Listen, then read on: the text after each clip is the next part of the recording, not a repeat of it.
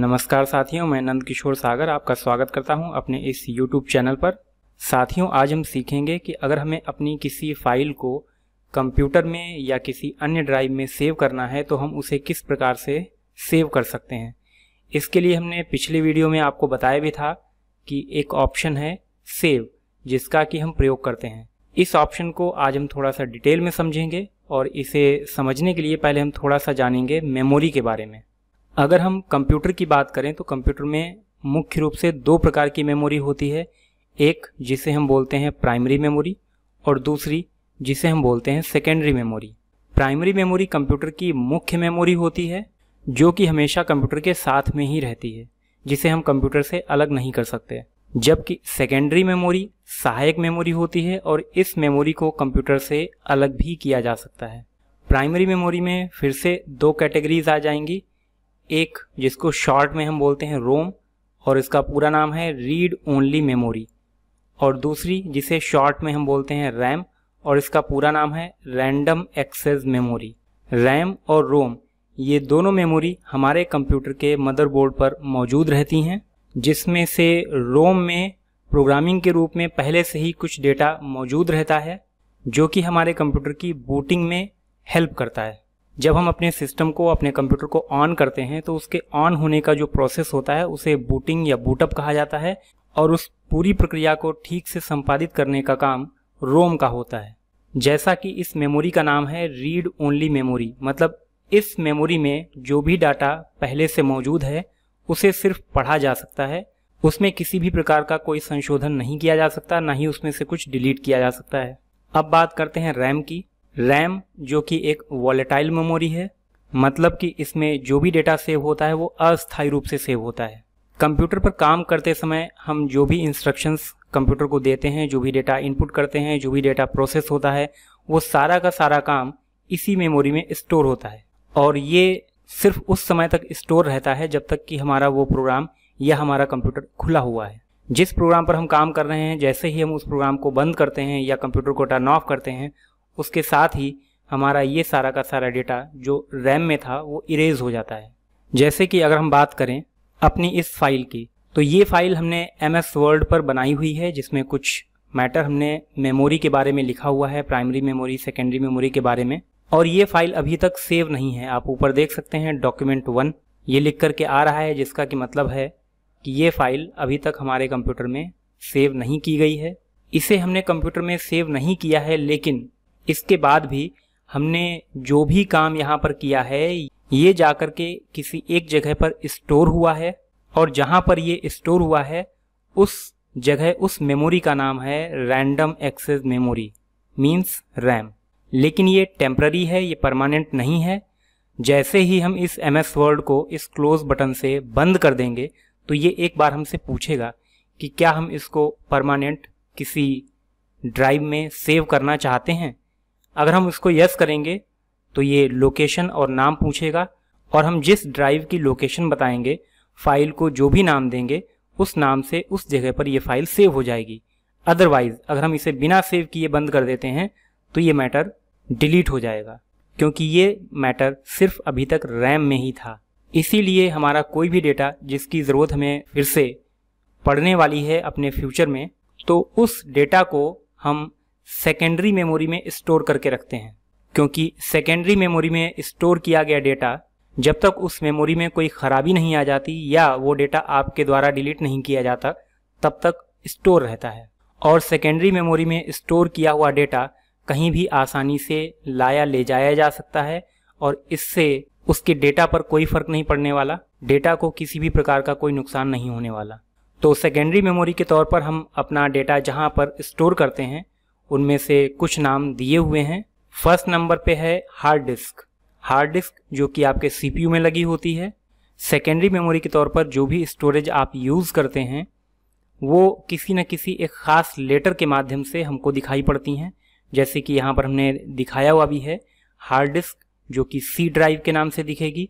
अगर आपके कंप्यूटर में एक हार्ड डिस्क लगी हुई है और उस हार्ड डिस्क में पार्टीशन नहीं किए गए हैं, तो वो पूरी की पूरी हार्ड डिस्क एक अल्फ़ाबेट के नाम से आपको दिखेगी, और वो अल्फ़ाबेट है C। हार्ड डिस्क के अलावा अगर आप अपने कंप्यूटर में CD या DVD का यूज़ करते हैं तो C के ठीक बाद जो अगला लेटर है D, वो CD या DVD के लिए यूज़ होगा। ठीक उसी क्रम में D के बाद में जो नेक्स्ट लेटर है E, वो आपकी पेन ड्राइव या मेमोरी कार्ड के लिए यूज़ होगा। अगर आप पेन ड्राइव भी लगाते हैं, मेमोरी कार्ड भी लगाते हैं, तो जो आप पहले लगाएंगे क्रम के हिसाब से वो अल्फ़ाबेट आपको उस ड्राइव के लिए दिखने लगेगा। अगर आपने पहले पेन ड्राइव लगाई है तो पेन ड्राइव अगर E लेटर से डिस्प्ले हो रही है, तो अगर आपने उसके बाद में मेमोरी कार्ड यूज़ किया है, पेन ड्राइव भी लगी है और मेमोरी कार्ड भी आपने यूज़ किया है, तो मेमोरी कार्ड F के नाम से दिखेगा। अगर आपने मेमोरी कार्ड पहले यूज़ कर लिया तो मेमोरी कार्ड E लेटर से और उसके बाद पेन ड्राइव लगाई है तो पेन ड्राइव F के नाम से दिखेगी। यहाँ पर ध्यान देने वाली बात यह है कि अगर हार्ड डिस्क के पार्टीशन नहीं किए गए हैं तो आपको इस तरीके से ये ड्राइव्स नज़र आएंगी, लेकिन अगर आपकी हार्ड डिस्क के पार्टीशन किए गए हैं तो फिर ये अल्फ़ाबेट्स थोड़ा अलग तरीके से आपको नज़र आएंगे। जैसे कि आप मेरे कंप्यूटर में देख सकते हैं, मेरे सिस्टम में हार्ड डिस्क के 3 पार्टीशन हैं और इन्हें देखने के लिए हमको जाना होगा दिस PC, इस आइकन पर। यहाँ पर आप अपना माउस ला करके माउस का राइट बटन दबाएंगे, मतलब राइट क्लिक करेंगे और इसमें ओपन इस ऑप्शन पर माउस को ला करके लेफ्ट क्लिक करेंगे। ये आपके सामने विंडो खुल करके आ जाएगी। इसे ओपन करने का एक दूसरा तरीका भी है। पहले इसको हम बंद किए दे रहे हैं, क्लोज बटन पर क्लिक करेंगे और ये बंद हो जाएगा। दूसरा तरीका ये है कि आप इस आइकन पर माउस लाएंगे और माउस का लेफ्ट बटन ये आप 2 बार दबाएंगे और एक बार दबाने के बाद दूसरी बार प्रेस करने के बीच में 3-4 सेकंड से ज़्यादा का अंतर नहीं होना चाहिए। एक बार क्लिक किया तुरंत 3-4 सेकंड के अंदर दूसरी बार भी आपको क्लिक करना है, मतलब डबल क्लिक करना है। 2 बार बटन दबाना है लेफ्ट वाला और डबल क्लिक करते ही ये विंडो ओपन हो जाएगी। अब आप इसमें देख सकते हैं कि हमारी जो हार्ड डिस्क है उसके 3 पार्टीशन हैं, तो वो 3 पार्टीशन एक C के नाम से, दूसरा D के नाम से और तीसरा E के नाम से दिखाई पड़ रहा है। अलग अलग टाइप का डेटा अलग अलग रखने के लिए आप इस तरीके से पार्टीशन बना सकते हैं और अपने डेटा को अलग अलग ड्राइव में रख सकते हैं। जैसे कि अभी मेरे सिस्टम में 3 ड्राइव्स हैं और इन 3 ड्राइव्स में जो पहली ड्राइव है जो कि C के नाम से दिखाई पड़ रही है, ये अलॉट कर दी है हमने अपने ऑपरेटिंग सिस्टम के लिए। और ऑपरेटिंग सिस्टम ज़्यादातर यूज़ होता है विंडोज़। मेरे सिस्टम में विंडोज़ पड़ी हुई है और ये विंडोज़ का सिंबल भी आपको यहाँ पर दिखाई पड़ रहा है। तो C ड्राइव में विंडोज़ इंस्टॉल है। अब बचती है मेरे पास में 2 ड्राइव D और E। तो D ड्राइव मैंने अलॉट कर दी है अपने छोटे भाई के लिए, वो अपना डेटा, अपनी ज़रूरत की चीज़ें इस ड्राइव में स्टोर करता है। और E ड्राइव मैंने अलॉट कर ली है अपने नाम से और मैं अपनी सारी फाइलें या जो भी काम की चीज़ें हैं वो इस ड्राइव में स्टोर करता हूँ। फिर CD या DVD के लिए एक ड्राइव यहाँ पर दिखाई पड़ रही है G के नाम से। तो एक क्रम से सारी ड्राइव यहाँ पर दिख रही हैं। C, D, E, F यहाँ पर गायब है और F यहाँ पर पेन ड्राइव के लिए है। जब मैं पेन ड्राइव लगाऊंगा तब यहाँ पर F ड्राइव शो होने लगेगी और F के क्रम में आगे है G, जो कि CD या DVD लगाएंगे तब यहाँ पर पूरी तरीके से एक्टिवेट होगी। ड्राइव के जो पार्टीशंस किए जाते हैं उनको आप इस तरीके से भी समझ सकते हैं। इसे समझने के लिए मैंने यहाँ पर एक एग्जाम्पल लिया है किसी सेफ या एक अलमारी का। सामने एक अलमारी आपको दिखाई दे रही है जिसमें अभी कोई भी पार्टीशन नहीं है। तो इस अलमारी में अगर हम अपनी ज़रूरत का कुछ सामान रखेंगे तो वो सारा का सारा सामान एक ही अलमारी में रखा गया है, वो भी बिना पार्टीशन के, तो बहुत ज़्यादा अस्त व्यस्त हो जाएगा। किसी चीज़ को दोबारा रखने में या निकालने में बहुत ही परेशानी का सामना करना पड़ेगा। तो हम यहाँ पर इस अलमारी को, इस सेफ को हार्ड डिस्क के एग्जाम्पल में मान के चल रहे हैं कि ये पूरी की पूरी हमारी हार्ड डिस्क है और इस हार्ड डिस्क में अगर हम सभी फाइलें, चाहे वो वीडियो की फाइल्स हों या ऑडियो फाइल्स हों या हमारे डॉक्यूमेंट्स हों, सब इसमें स्टोर करने लगें। हमारी विंडो भी इसी में पड़ी हुई है, हमारी बाकी सारी फाइल्स भी इसी में पड़ी हुई हैं। तो जैसे जैसे फाइल्स बढ़ती जाएंगी उन फाइल को ढूंढने में हमें बहुत ही ज़्यादा परेशानी होने वाली है। तो अगर आपकी हार्ड डिस्क के पार्टीशन नहीं किए गए हैं तो वो पूरी की पूरी हार्ड डिस्क आपको C ड्राइव के नाम से दिखेगी। लेकिन यहीं पर अगर आपने अपनी सुविधा के लिए अपनी हार्ड डिस्क के कुछ पार्टीशन कर रखे हैं, आपने 2 पार्टीशन, 3 पार्टीशन, 4 पार्टीशन अपनी ज़रूरत के हिसाब से कर रखे हैं। यहाँ पर आप फिर से देख सकते हैं एक अलमारी, एक लॉकर का एग्जाम्पल आपके सामने है जिसमें इस बार कुछ पार्टीशन किए गए हैं। सामने जो अलमारी दिख रही है उसके 3 पार्टीशन किए गए हैं। इसी तरीके से इस लॉकर में 3 पार्टीशन किए गए हैं। अब हम इनमें अलग अलग तरीके की चीज़ें अलग अलग खानों में, अलग अलग पार्टीशन में रख सकते हैं।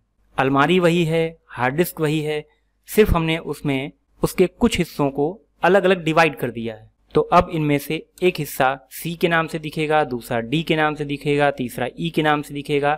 अगर इससे ज़्यादा पार्टीशन है तो इसी क्रम में ये आगे बढ़ते जाएंगे। अब क्योंकि हमने अपनी हार्ड डिस्क के ही 3 पार्टीशन कर रखे हैं C, D, E, तो अब इसके बाद के जो लेटर्स हैं वो आपकी अन्य ड्राइव के लिए होंगे।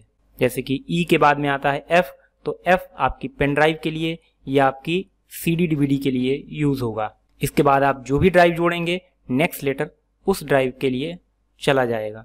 तो आप यहाँ पर देख सकते हैं कि हमारे कंप्यूटर की 3 ड्राइव यहाँ पर दिख रही हैं और इन ड्राइव्स के आगे के जो लेटर्स हैं वो हमारी अन्य ड्राइव जो भी हम कंप्यूटर के साथ में जोड़ेंगे वो उनके लिए दिखेंगी। पिछली बार जब मैंने आपको फाइल सेव करके दिखाई थी तो उसमें आपको बताया भी था कि आप अपनी फाइल को सेव करते समय उसे या तो किसी ड्राइव में सेव करते हैं या किसी फोल्डर में सेव करते हैं। कुछ फोल्डर हमारे सामने ही दिए होते हैं जो कि ऊपर आपको दिखाई भी पड़ रहे हैं।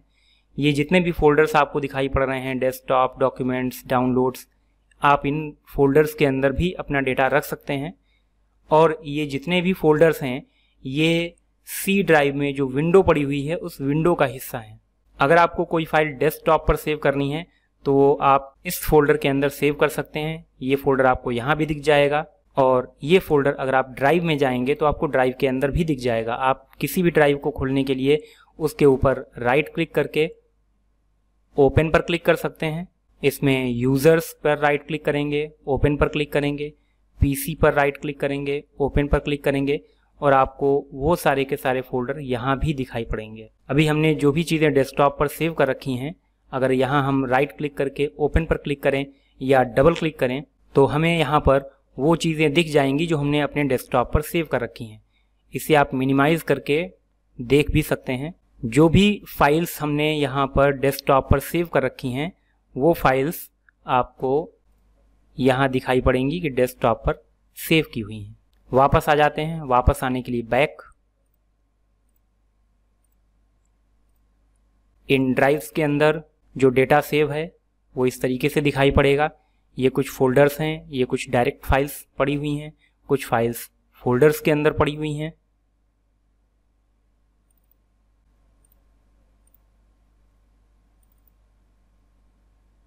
फोल्डर्स के अंदर कुछ फाइल्स हैं और कुछ फाइल्स डायरेक्ट ई ड्राइव में सेव की गई हैं। तो चलिए अब देखते हैं अपनी इस फाइल को किसी ड्राइव में सेव करके। इसको क्लोज किए दे रहे हैं। आ जाते हैं अपनी फाइल पर। इस फाइल को अब हम सेव करना चाहते हैं अपनी ई ड्राइव में। तो इसे सेव करने के लिए फाइल टैब पर क्लिक करेंगे और जाएंगे सेव ऑप्शन पर।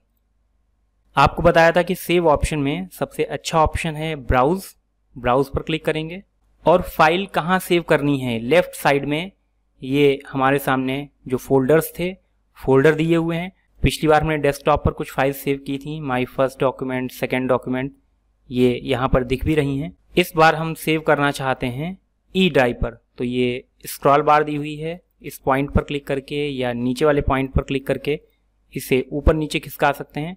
हमने यहाँ पर सिलेक्ट किया ई कि मुझे फाइल ई ड्राइव पर सेव करनी है, मतलब हार्ड डिस्क के जो 3 पार्टीशन हैं C, D, E, तो हमने तीसरे वाले पार्टीशन को चूज़ किया है E और E में अब पूछ रहा है फाइल नेम कि हम इस फाइल को किस नाम से सेव करना चाहते हैं। तो आप अपनी तरफ से भी कोई नाम यहाँ पर क्लिक करेंगे, लिख सकते हैं। फिलहाल हम इसी नाम से इसे सेव करना चाहते हैं, मेमोरी इन ए कंप्यूटर, और सेव पर क्लिक कर देंगे। तो ये फाइल हमारी मेमोरी इन ए कंप्यूटर इस नाम से सेव हो गई है और इसे आप चेक कर सकते हैं। इसके लिए हमने क्लिक किया क्लोज बटन पर, यहाँ this PC, double click, E drive में सेव किया था, ई में डबल क्लिक, और यहाँ आप देख सकते हैं कि ये फाइल हमारी memory in a computer E drive में सेव हो चुकी है। इसे खोलने के लिए हम यहीं से डबल क्लिक करके भी इसे खोल सकते हैं, और दूसरा तरीका कि आप MS वर्ड ओपन करिए। MS वर्ड खुलने के बाद में आपको लेफ्ट साइड में कुछ फाइल्स दिख जाएंगी जिन पर आप कुछ समय पहले काम कर चुके हैं। तो हमारी फाइल यहाँ पर भी दिख रही है। हम इसे डायरेक्ट यहाँ से ओपन कर सकते हैं, और अगर इसे यहाँ से ओपन न करना चाहें तो उसके लिए फिर हमारे पास दूसरा ऑप्शन है फाइल में ओपन। ओपन पर क्लिक करेंगे। ओपन पर क्लिक करने पर फिर से हमारी फाइल्स जिन पर हमने वर्क किया हुआ है यहाँ पर दिखाई दे रही हैं। अगर हम यहाँ पर क्लिक करें तो हमारी फाइल खुल जाएगी, और अगर नाम यहाँ पर न दिख रहा होता तो हम ब्राउज़ में जाते। ब्राउज़ में जाने के बाद में हम लोकेशन बताते कि हमारी फाइल सेव कहाँ है, ई में। अब ये ई फाइल के अंदर जितने भी फोल्डर्स हैं या जितनी भी फाइल्स हैं वो हमारे सामने आ गई, और यहाँ हमारी भी फाइल दिखाई पड़ रही है मेमोरी। इस फाइल पर क्लिक करके ओपन करेंगे और ये फाइल हमारे सामने आ जाएगी। अब हम फाइल में क्लिक कर रहे हैं न्यू ऑप्शन पर, ब्लैंक डॉक्यूमेंट। एक ब्लैंक फाइल हमारे सामने आ गई, और इस फाइल को हम इस बार सेव करना चाहते हैं अपनी पेन ड्राइव में। तो पहले मैं आपको पेन ड्राइव लगा करके दिखा देता हूँ। इस फाइल को बंद किए दे रहे हैं। दिस पीसी डबल क्लिक करेंगे।